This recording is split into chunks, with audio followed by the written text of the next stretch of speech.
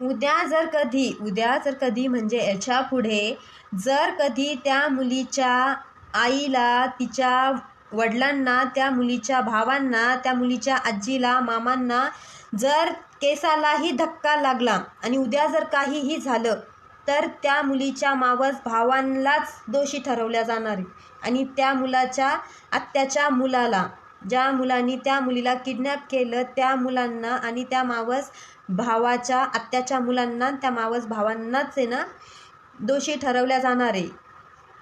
त्या मुलीची आई त्यांच्यावरच नाव घेणार आहे आणि त्या मुलांच्या आईवरती. आणि हे खरं आहे. ते म्हटले ना की 2 दिवसामध्ये आम्ही तुमच्या मुलीला आणून देऊ असं तसं करून. मग त्यांनी इकडं पोलीस स्टेशनमध्ये त्या मुलीच्या वडिलांच्या तिकडे पोलीस स्टेशनमध्ये फोन करून सांगितलं की असं तसं आम्ही मुलीला शोधतोय बा हे ते.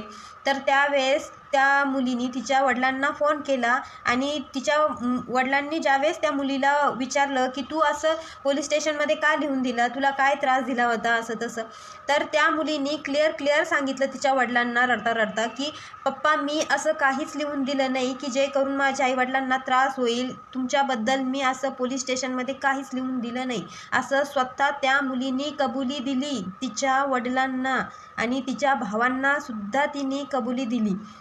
आणि